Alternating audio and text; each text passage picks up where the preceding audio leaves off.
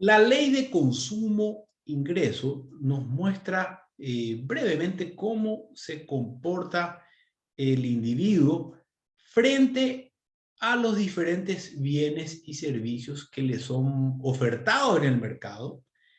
El individuo tiene la capacidad de decidir en qué gastar lo que tiene como ingresos. Ciertamente tiene una renta X y eso lo va decidiendo en forma racional, con criterios ciertamente de preferencias, va optando por ciertos gastos que pretende eventualmente realizar.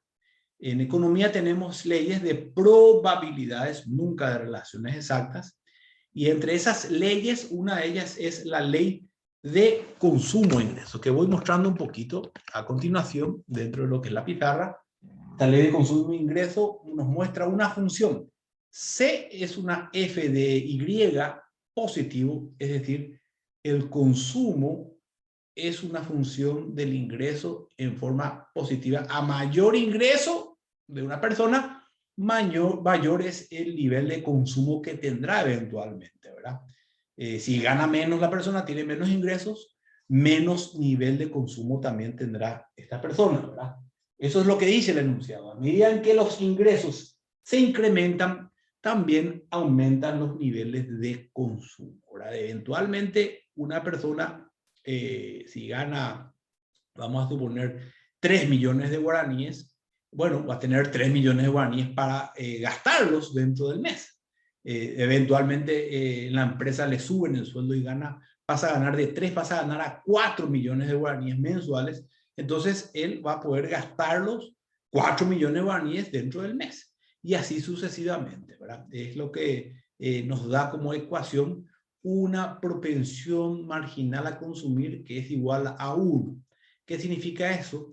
Que a medida que aumenta $1 nuestra renta, aumenta nuestro consumo también en $1. Es decir, no nos sobra nada para invertir, no nos sobra nada para ahorrar y tampoco estamos endeudados. Ese es el supuesto básico o el principio básico en que se rige esta ley al inicio. Ciertamente nos muestra una gráfica, un eje cartesiano donde el eje de la abscisa es el nivel de consumo y el eje de la ordenada es el nivel de renta o de ingreso personal.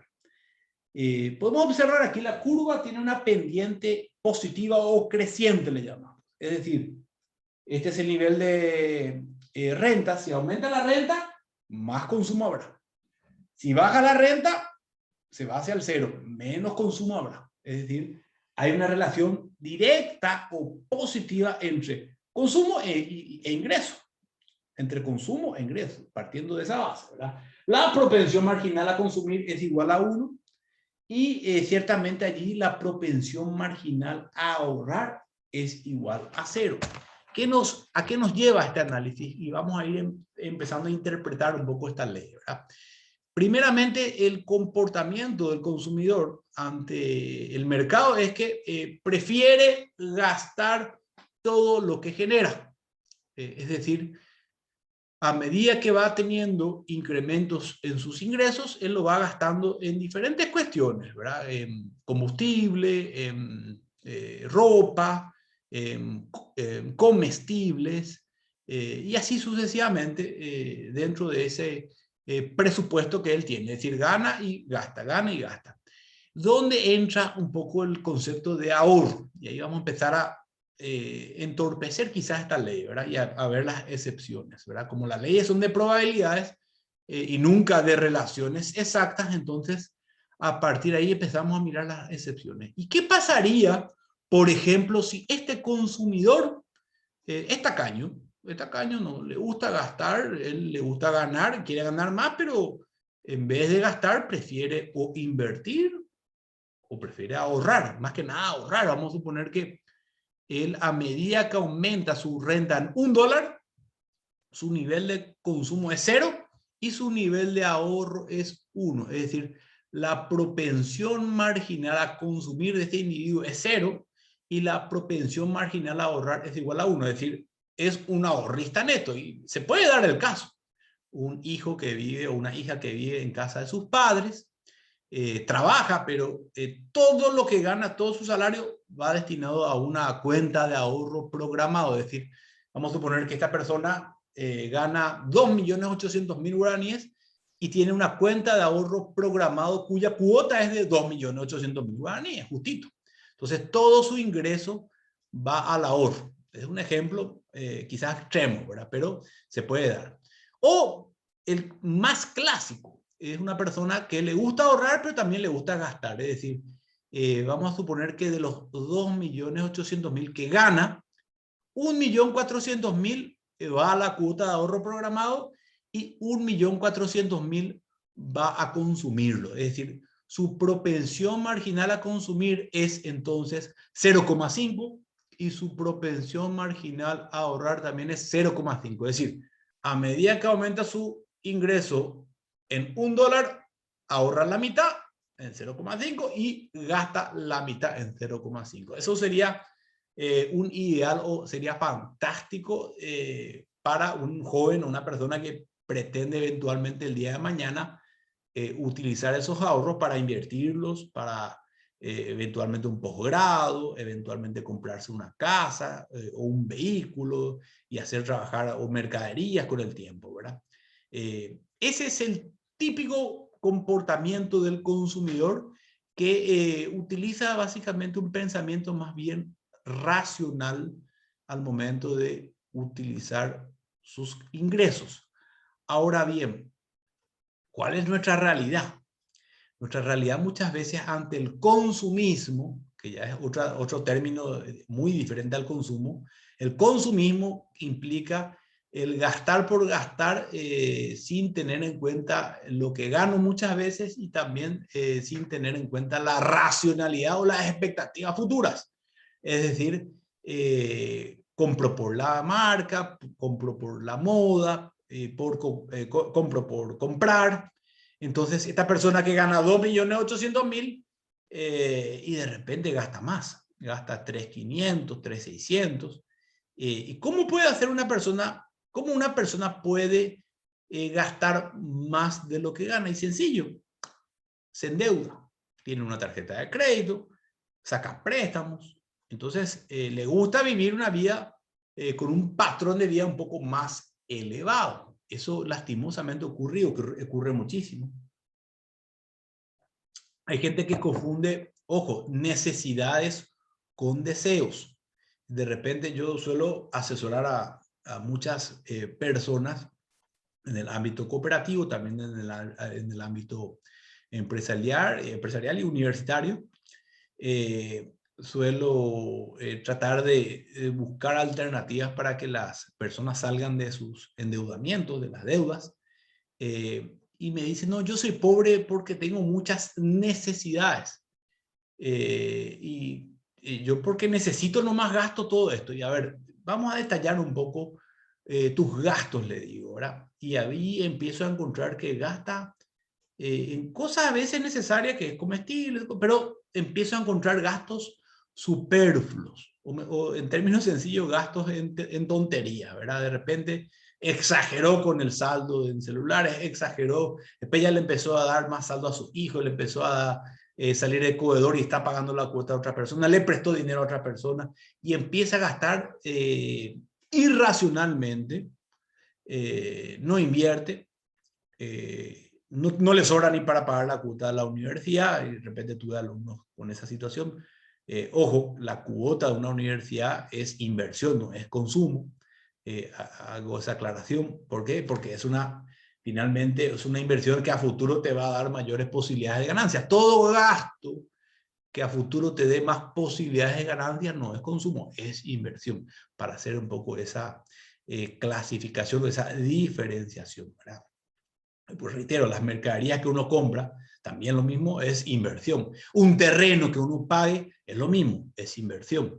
O, remodelación de las casas para mejorar el valor y después venderla es inversión, y así sucesivamente, ¿verdad? Yo te diría cuestiones de salud, de repente deportivas, inclusive lo que es un gasto en colchones, por ejemplo, más que nada es inversión, pues, mejora tu nivel de calidad de vida y te vuelves naturalmente más productivo. O sea, hay que hacer un poco esa diferenciación, ¿verdad? Sin embargo, cuando hablamos de consumo, hablamos de repente exceso de comestibles, golosinas, cumpleañitos aquí, cumpleañitos acá, de repente la cerveza a los muchachos, o exceso de gastos de peluquería, billutería en exceso, y así sucesivamente, que genera una propensión marginal a consumir mayor a 1. Es decir, cuando la propensión marginal a consumir es mayor a 1, ¿qué quiere decir esto? Que yo gano 1 y gasto más que 1, ahí empiezan los problemas de endeudamiento. Por eso en microeconomía se hace este análisis del consumidor, qué prefiere, qué necesita, a qué aspira. Y muy bien los pensadores marginalistas salieron al paso de los pensadores socialistas en el siglo XIX al admitir de que el modelo socialista pecaba de ideal pero utópico al no considerar las preferencias individuales de cada ser humano. Es decir, el individuo quiere ser diferente y tiene criterios diferentes para gastar. Entonces, naturalmente, un modelo estatista al 100% no va a ser muy efectivo a la hora de generar esa libertad de opciones al momento de querer adquirir un hábito o un modo de vida. Por eso, finalmente, la escuela marginalista en el siglo XIX da pie al modelo de escuela neoclásica liderada por Alfred Marshall ya a finales del siglo XIX y comienzo del siglo XX, y bueno, prospera un poco el modelo liberal clásico, que había iniciado Adam Smith ciertamente con ese modelo en el siglo XVIII, al inicio al menos había propuesto, pero ¿qué pasa con los modelos de libre mercado? Tienen esta particularidad, también generan pobreza por el consumismo.